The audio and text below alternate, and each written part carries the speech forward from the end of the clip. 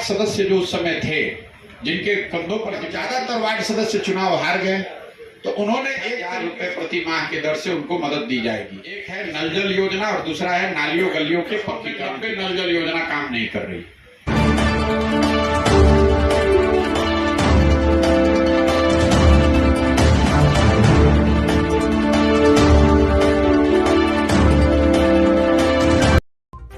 नमस्कार, मैं संतोष और आप देख रहे हैं तिरहुत दस्तक। प्रशांत किशोर जनसुराज पद यात्रा के दौरान पश्चिमी चंपारण, पूर्वी चंपारण, शिवहर, गोपालगंज, सिवान और सारण जिला के बाद वैशाली जिला में प्रवेश कर चुके हैं। आज से वैशाली जिला के हाजीपुर से पद यात्रा की शुरुआत करने वाले हैं। पूर्व में यात्रा के दौरान जो कमियां प्रशांत किशोर ने देखा है, उसमें से सबसे ज्यादा समस्या 7 निश्चय योजना से जुड़ी है। साथ ही प्रशांत किशोर ने यह भी कहा है कि 7 निश्चय योजना के अंतर्गत ऐसे भी योजनाएं हैं जिसके बारे में नहीं बताया गया है, न ही उस पर काम शुरू किया गया है। वार्ड सदस्य 7 निश्चय योजना को लेकर क्या सोचकर काम किए थे और क्या हुआ है, इसको लेकर प्रशांत किशोर ने बताया है। निश्चय की जिसकी शुरुआत 2015 में हुई थी, उसकी सबसे प्रमुख योजना थी बेरोजगार युवाओं को मासिक सहायता।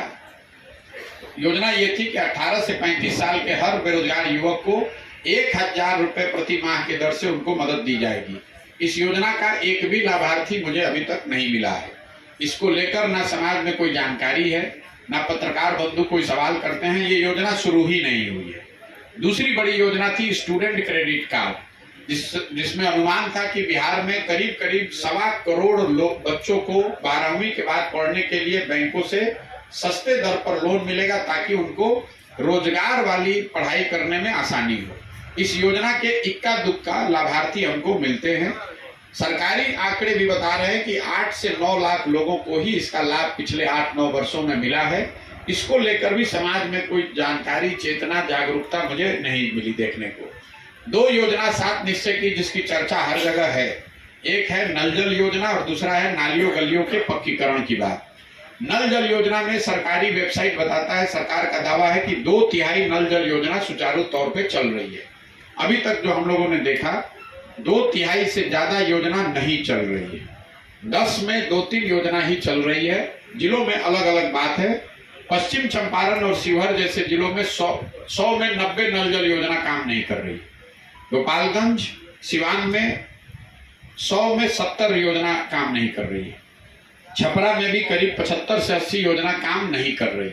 वैशाली में जो स्थिति में देखूंगा आपसे साझा करूंगा। नल जल योजना में जो जमीन पर बात देखने को मिली, टेक्निकल जो परेशानी हो तो एक जगह है, जो भ्रष्टाचार हुआ वो उसका एक पहलू है। इन योजनाओं के नहीं चलने के पीछे जो सबसे बड़ा कारण समझ में आता है वो है उसके जमीन का स्वामित्व, मालिकाना हक। जब ये योजना बनाई गई है उस समय इस बात की चिंता नहीं की गई कि जिस जमीन पर यह बनाया जा रहा है वो जमीन किसका है।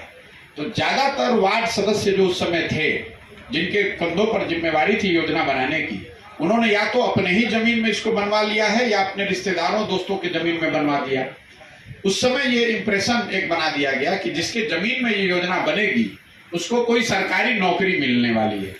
हुआ ये है कि अब ज्यादातर वार्ड सदस्य चुनाव हार गए, तो उन्होंने एक तरीके से इसका स्वामित्व, मालिकाना हक सरकारी नल जल योजना का अपने पास ही रखा है, या इस तरह की व्यवस्था कर दी है कि वो चले ही नहीं।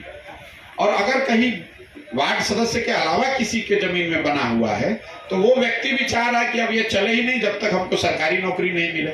मुझे बहुतेरे ऐसे नल जल योजना वाले लोग मिले जो बाजाप्ता इन पंप का इस्तेमाल कर रहे हैं शादी ब्याह में पानी बेचने के लिए। आप टैंकर ले जाइए, पैसा दीजिए, वो पानी पंप चलाकर पानी भर देते हैं, उसके बाद वो चलाते नहीं। मतलब लोगों ने कब्जा कर लिया है। इसके अलावा जो नाली गली के पक्कीकरण की योजना है,